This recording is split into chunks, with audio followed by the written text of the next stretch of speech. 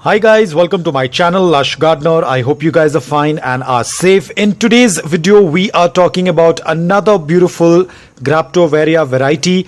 I'll put the name on the screen because I do not want to mispronounce the name of such a beautiful succulent.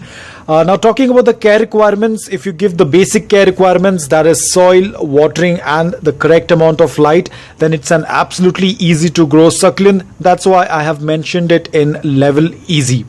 Now the succulent is absolutely beautiful. Right now you cannot see a lot of colors, but you will be able to see the edges. There is a lot of red, and let me show you the other one. This is a little bit more stressed. You can see the colors. It tends to become even more red in color.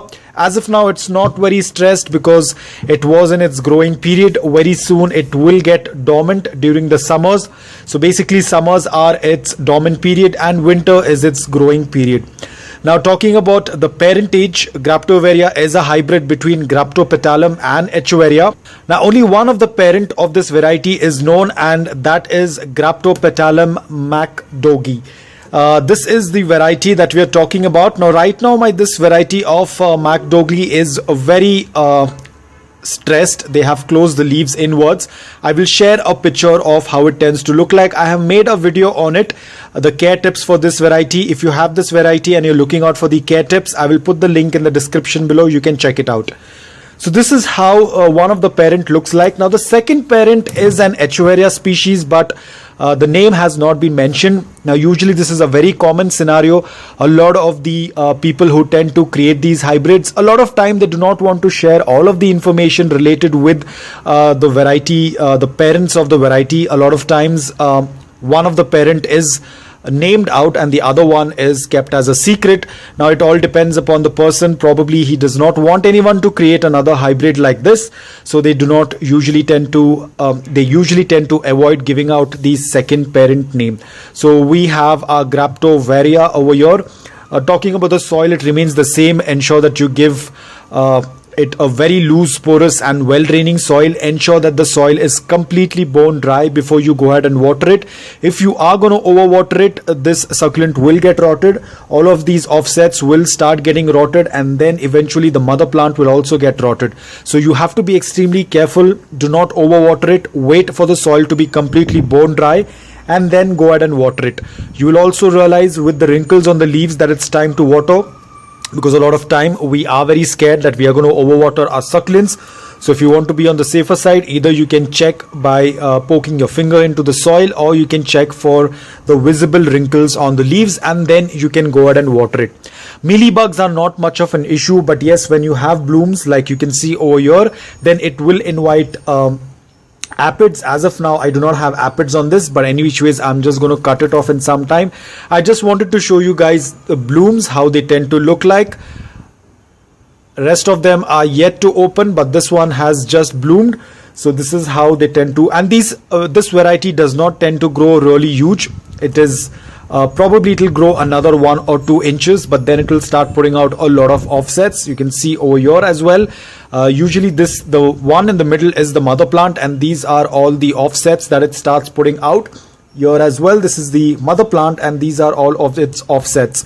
It is very similar to sempervivums. If you might have seen how sempervivums tend to put out offsets, it is the same way. But sempervivums are monocropic. These are not monocropic. They tend to bloom throughout the lifetime. I mean, they keep blooming, the blooms die off, but they keep growing and they keep getting multiplied with pups. So basically when it blooms, it's not necessary that it's going to die off. It will keep blooming in its entire lifetime. Talking about the light requirements, if you want to have that beautiful red color on the tips, then you'll have to expose it to morning direct sunlight for 5 to 6 hours. If you're going to keep it in indirect bright light, as you can see the mother plant, that's how it's going to turn. It's going to turn like this mint green in color. But if you're going to expose it to a good amount of morning direct sunlight, only then you will be able to see that beautiful red color on the tips.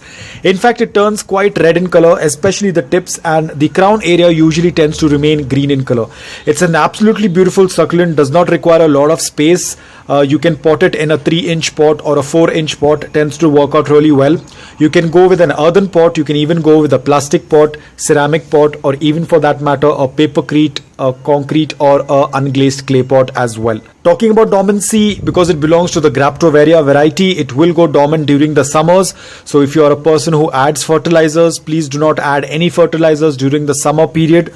Winter is the time when they tend to grow. So if you are a person who tends to add fertilizers, you can add liquid based fertilizers during the growing period.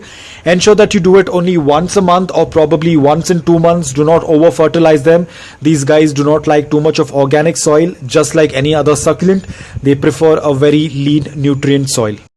Propagating this succulent is very simple. As you can see over here itself, these are all the pups. They have these runners, I would say. You can cut off these runners once they reach a decent size. Now if I want, I can chop these off, but I prefer them to be in this clump, so I do not want to separate them right away. But you will have these runners over here. Let me put some light. So you will have these runners over here. As you can see, this is one of the runners. So you'll have to cut this runner and then it will root in some days. Again, the rooting depends upon your environment and your climate, so you'll have to wait for that.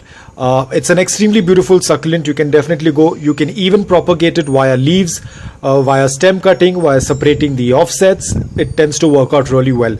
It's a very non-fussy plant. If you are a beginner, you can definitely add it in your collection. So that's the reason why I have put it under easy, because it's pretty easy to maintain this succulent. It's a very non-fussy plant. Only thing you have to remember is give it the proper basic care requirements and it will thrive. So guys, I hope that this video was helpful to you. If it was, please hit the like button. If you're new to my channel, please consider subscribing to it. Until then, take care, stay safe and keep propagating.